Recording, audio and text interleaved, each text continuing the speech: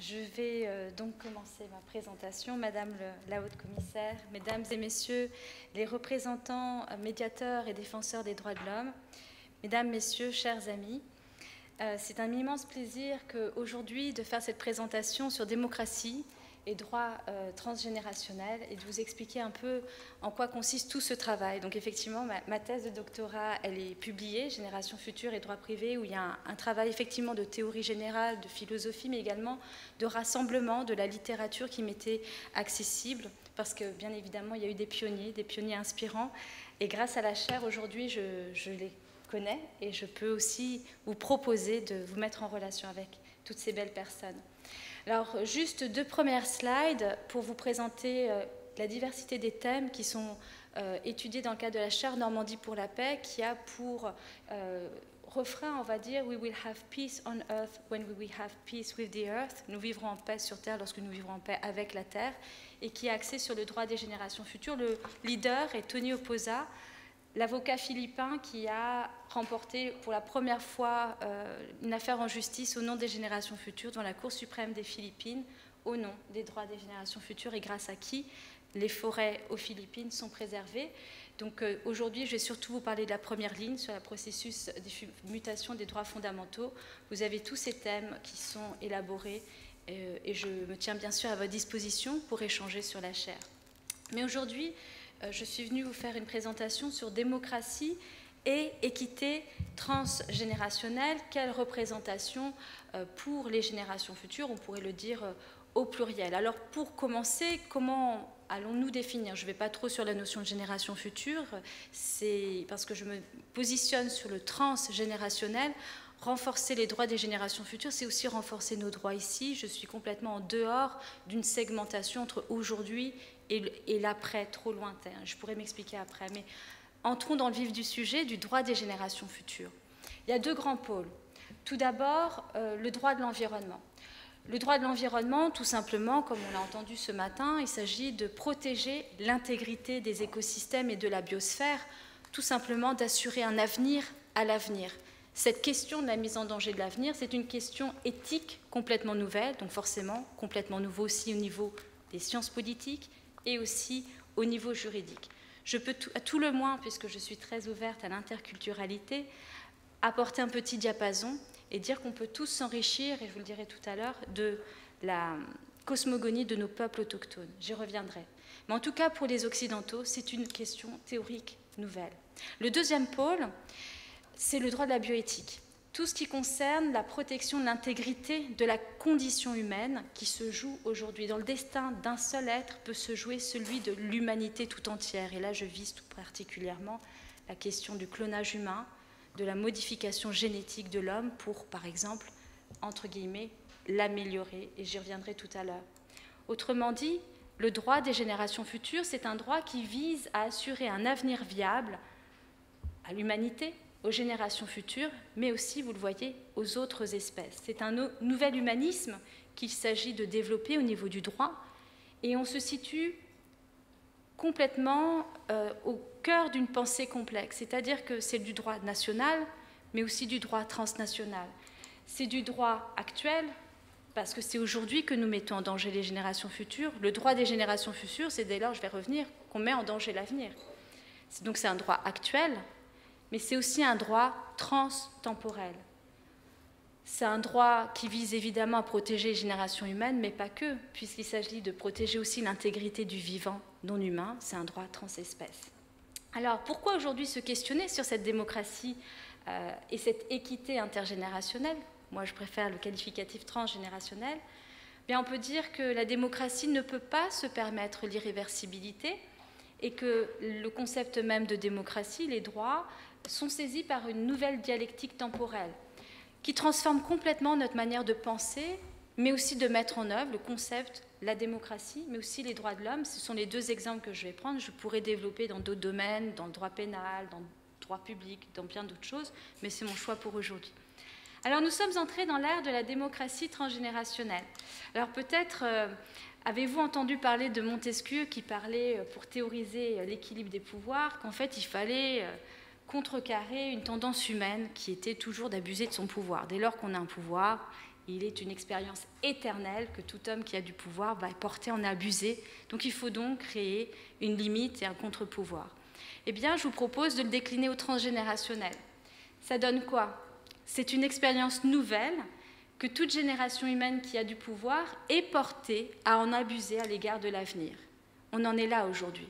Et donc, pour qu'on ne puisse abuser du pouvoir de manière transgénérationnelle, il faut que, par la disposition des choses, le pouvoir arrête le pouvoir afin d'instituer le respect de l'avenir.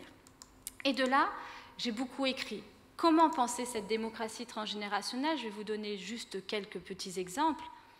Hier, c'était un concept inconcevable. On le retrouve un petit peu sous certains écrits d'Edmund Burke, mais pour la plupart, en tout cas dans les démocraties occidentales, on l'a même formalisé dans une déclaration qui n'est jamais entrée en vigueur. On estimait qu'on ne pouvait pas assujettir à nos lois les générations futures. Donc on ne se situe pas dans cet imaginaire-là. Et en fait, ce qui légitime ce droit des générations futures, c'est ce point de bascule. Le point de bascule, c'est l'emprise sur l'avenir. Dès lors que vous mettez en danger, avec certitude, principe de prévention, ou dans un contexte de controverse scientifique, principe de précaution, dès lors que vous mettez en danger l'avenir de l'avenir, dès lors qu'il y a cette emprise sur l'avenir, alors il devient du rôle des démocraties de protéger ces générations futures. Je vous donne quelques exemples. Les emprises chimiques, les polluants organiques persistants, les modifications génétiques irréversibles, le choix pour des technologies qui hier paraissaient légitimes. En France, nous avons opté pour le nucléaire. Nous avions 220 mines d'uranium. On pensait avoir l'autonomie énergétique, peut-être en très bonne foi. Mais que va-t-on faire de nos anciennes centrales nucléaires? Que va-t-on faire de ces déchets?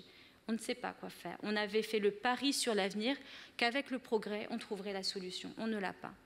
Alors, je vous ai dit, il faut s'extraire d'une vision constitutionnelle qui est de dire, après nous, finalement, ça appartient à la liberté des générations futures de gérer leur liberté. Là, c'est l'inverse. À partir du moment où aujourd'hui on les met en danger, il faut les protéger. Alors, vous allez me dire, les générations futures n'existent pas, donc on ne peut pas les représenter, mais je vous propose un autre principe, qui est un principe de non-discrimination temporelle. C'est un abus de droit des générations actuelles sur les générations futures que de ne rien faire, et donc un principe de non-discrimination temporelle qui vise à dire, lorsque vous mettez en danger l'avenir de l'avenir, l'existence même de votre civilisation, ce n'est pas parce que les générations futures n'existent pas qu'elles n'ont pas de droit. Alors, on pourrait continuer sur bien d'autres domaines, mais comment on va la mettre en œuvre, cette démocratie transgénérationnelle? Alors cette question, elle n'est pas nouvelle. Edith Braun-Weiss, qui est une pionnière du droit des générations futures, qui est professeure à Georgetown University, a déjà écrit là-dessus dans les années 80. L'UNESCO, l'ONU et bien d'autres institutions ont travaillé sur la création d'un ombudsman des générations futures. Alors comment permettre cette représentation et cette défense des intérêts des générations futures? Bien, il faut s'autoriser à penser de manière plurielle, pluraliste, systémique et à nouveau toujours ouvert à l'interculturalité. Alors, je peux donner des exemples. Au niveau de l'exécutif, justement, le commandant Cousteau, avec Edith Braun-Weiss, avait fait créer un conseil des droits des générations futures qui était rattaché au niveau de l'exécutif. On peut estimer qu'il peut y avoir des institutions qui viennent éclairer le pouvoir exécutif. Au niveau du pouvoir législatif, il y a déjà eu des expériences, notamment à la Knesset, d'une chambre qui a pour spécificité d'étudier les projets de loi à l'aune des intérêts des générations futures. Et tout ça, ce n'est pas exclusif, ça peut être et où. Et au niveau du judiciaire, eh bien, il y a encore beaucoup de choses à proposer, dont la création d'un ombudsman des générations futures qui peut être au niveau judiciaire. On a eu une expérience en Hongrie, on va avoir d'autres représentants des générations futures qui vont prendre la parole, comme Sophie Howe au Pays de Galles. En Hongrie, il y a eu la première expérimentation d'un défenseur des droits des générations futures qui était accompagné d'une équipe pluridisciplinaire et à chaque projet était étudié avec cet intérêt général transgénérationnel. Au niveau judiciaire, je pourrais développer après, mais on peut créer aussi des concepts sans avoir recours à la représentation. Dès lors que vous créez une valeur défendue en droit pénal, en creux, vous défendez une valeur sociétale. Ça peut être du droit pénal de l'environnement renforcé. On a besoin d'un droit constitutionnel renforcé de l'environnement. Moi, je voudrais parler encore plus concrètement, parce que vous êtes tous des praticiens, et encourager vers cette mise en œuvre des droits et devoirs fondamentaux pour les générations futures. Alors, concrètement, Je vais vous donner un exemple. Donc, j'enseigne, j'ai créé un master droit génération future, plus précisément à Sciences Po Rennes, qui s'intitule Génération future et transition juridique, où je forme de nouvelles générations à raisonner au transgénérationnel en droit. Donc là, je prends l'exemple des droits fondamentaux. On peut prendre l'exemple de bien d'autres concepts juridiques. Très rapidement, parce que je n'ai pas besoin de vous faire ce cours-là, tous les textes en droit national et internationaux. Là, c'est la généalogie en France, donc je vous invite à faire la même généalogie sur l'historique des droits de l'homme dans vos propres pays respectifs. Au niveau international, on a eu la greffe, on a des systèmes régionaux, interaméricains, européens et africains. Donc tout ce que je vais dire a vocation à se diffuser à toute échelle de défense, de progrès des droits de l'homme. Alors prenons des exemples concrets. Traditionnellement, même si ça n'emporte pas la conviction de tous, on peut dire qu'il y a 4 générations des droits de l'homme. La première génération, les droits civils et politiques, la liberté d'aller et venir, la liberté de penser. Tout mon travail, c'est d'accompagner une vision, on peut dire en 2 dimensions des droits de l'homme, en une vision en 3 dimensions, c'est-à-dire une vision transgénérationnelle. Bien, la liberté d'aller et venir pour les générations futures, quand est-ce qu'elle est mise en danger? Sur tous les sites contaminés à échelle éternelle, comme c'est le cas autour des sites comme Fukushima. Aujourd'hui, les robots ne peuvent toujours pas s'approcher du cœur des réacteurs. On ne sait pas encore quelle est l'étendue des dégâts. Tout ce que l'on sait, c'est que tous les jours, de l'eau extrêmement contaminée s'échappe de ce site. Un seul site. Peut-être demain, avec les projets aussi fous comme Neuralink pour certains, ou de médecine améliorative pour d'autres, nous aurons une puce implantée au niveau cérébral. Se pose la question de la liberté de penser. Deuxième génération des droits de l'homme, les droits économiques et sociaux, voire culturels.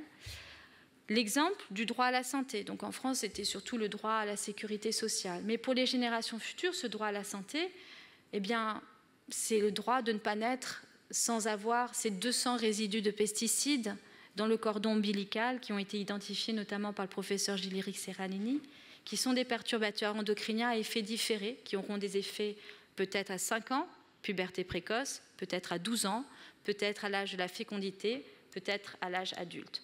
Troisième génération des droits de l'homme, identifiée par Karel Vazak, qui était directeur du département des droits de l'homme à l'UNESCO. Karel Vazak disait qu'à l'échelle internationale, il y avait vraiment beaucoup de conventions internationales sur le droit à la paix, l'environnement, les droits de l'humanité qui apparaissaient. Et on voit que là, il y a des droits et devoirs environnementaux fondamentaux. C'est là où il y a un premier changement de paradigme, c'est que maintenant on a aussi des devoirs fondamentaux environnementaux. Et ça génère un processus de transformation, de métamorphose des droits depuis l'universel au national. Enfin, la 4e génération, quelle serait-elle? Le professeur Marcus Helmans dit que ça pourrait être protéger la condition humaine contre les nouvelles technologies. Je vous en ai parlé, clonage humain, Lulu Nana, les bébés chinois qui ont été modifiés génétiquement, dont on prétend avoir augmenté leur capacité intellectuelle. Alors, quelques exemples de consécration de droits et devoirs fondamentaux des générations futures avant de conclure. Eh bien, il faut savoir qu'au niveau constitutionnel, ces droits fondamentaux des générations futures sont déjà présents dans de nombreuses constitutions. Donc, il faut relire les constitutions. Au Japon, les droits de l'homme sont le fruit de luttes séculaires, pluriséculaires. Et donc, défendre les droits humain, c'est parce qu'on a eu une lutte pluriséculaire et c'est aussi pour les générations futures. Et donc l'article 20A que vous voyez ici en haut a donné lieu à une première consécration judiciaire qui a été mentionnée tout à l'heure. Nous avons organisé un événement en ligne dessus. Le tribunal constitutionnel fédéral allemand a consacré les devoirs fondamentaux que nous avons envers les générations futures parce qu'elles ont des droits fondamentaux. Ça change tout. Si vous écoutez ce qui se passe au niveau judiciaire, vous avez donc là, je vous présente Tony Oposa qui raconte à Harvard, pour les 200 ans d'Harvard, là où il a étudié sa première affaire, Oposa versus Factoran, où il a arrêté cette déforestation. Si vous regardez ce qui se passe, au niveau interaméricain, un avis consultatif de 2017 qui dit que la Cour interaméricaine des droits de l'homme dit que les changements climatiques supposent aussi qu'on réaffirme ce droit à un environnement sain. Et ce droit à un environnement sain est un droit individuel et collectif, un droit qui concerne les générations actuelles et les générations futures. Donc on s'extrait de cette séparation entre droit individuel et collectif. Des décisions sœur de Tonio Posa, en Colombie, une décision historique contre la déforestation au nom des générations futures. Ça, c'est le fameux arrêt du tribunal fédéral qui reconnaît les droits fondamentaux des générations futures. Il y a une lame de fond avec les justices climatiques, quasiment 2000 actions en justice, tantôt qui poursuivent des multinationales, tantôt qui poursuivent des ministres de l'environnement, tantôt qui poursuivent des États pour agir aujourd'hui et de meilleure façon pour faire face au changement climatique. Donc il y a un profond, une profonde transformation qui est à l'œuvre, et je serais ravie d'échanger aussi plus en avant avec vous selon les pays d'origine, car il y a les systèmes interaméricains, africains, européens et asiatiques qui sont saisis. Alors pour conclure, je voudrais juste dire pourquoi en tant que chercheuse j'étais vraiment très inspirée de lire la proposition de déclaration dont j'ai pris connaissance il y a quelques jours. Vraiment, après toutes ces années de travail, je peux vous dire qu'elle a une portée potentielle véritablement historique. Elle va s'inscrire dans la lignée intellectuelle d'autres déclarations, tout en étant très spécifique, parce que là, pour la première fois, elle émane de praticiens. La première, donc j'ai eu la chance de la rencontrer, c'est la rectrice de l'Université de la Laguna en 1994, toute l'équipe de la Fondation Cousteau, Karel Vazak, Federico Mayor. Ça a été la déclaration de Laguna qui est allée jusqu'à l'UNESCO, mais ça a été une déclaration de responsabilité envers les générations futures. Une autre déclaration qui est portée depuis la COP 21, j'ai été rédactrice de la Déclaration universelle des droits et devoirs de l'humanité. Vous avez la possibilité d'aller plus loin en faisant écho à toute cette démarche historique de tous ces jeunes, de toutes ces mobilisations mondiales. Nous sommes un momentum avec toutes ces marches climat. C'est un quatrième pouvoir, cette société civile qui demande cette justice climatique. Elle peut accompagner un processus de reconnaissance juridique, vraiment juridique, on n'est pas dans le moral du tout. Vous allez réclamer un espace démocratique nécessaire pour accompagner une transformation nécessaire de civilisation.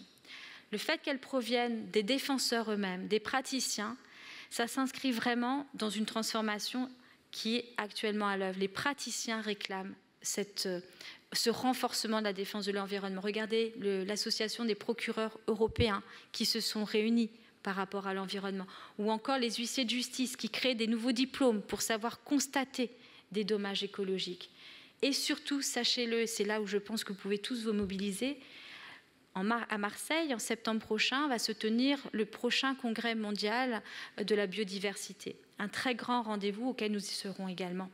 La motion du ICN 056 vient d'être votée la semaine dernière, vote électronique. Donc maintenant, c'est une formalité qu'elle soit votée. Elle porte sur la création de la fonction de défenseur des générations futures. Ça veut dire qu'aujourd'hui, nous avons des États, des associations et ce sera le premier congrès où les peuples autochtones auront la parole à égalité des États pour appeler à la création des ombudsman pour les générations futures. Donc elle est déjà approuvée. On a besoin de la diffuser très largement. On a besoin d'expliquer la pertinence de cette motion. Il faut accompagner les gouvernements pour créer ces ombudsman des générations futures. Et à mon sens, et c'est là ma proposition forte pour vous aujourd'hui, vous seriez les premiers, pourquoi pas proposer des indicateurs juridiques de l'effectivité du droit des générations futures, des indicateurs juridiques qui permettent d'évaluer le niveau d'intégration et de défense du droit des générations futures. Ce n'est pas créer des obligations supplémentaires pour vous, mais de la même façon qu'on a des indicateurs économiques pour comparer la santé économique, on va dire, des États ou le développement économique, on aurait des indicateurs juridiques pour permettre l'effectivité de ce droit des générations futures. Mon temps de parole est dépassé. Je vous remercie beaucoup pour votre attention et bien évidemment, je reste à votre entière disposition.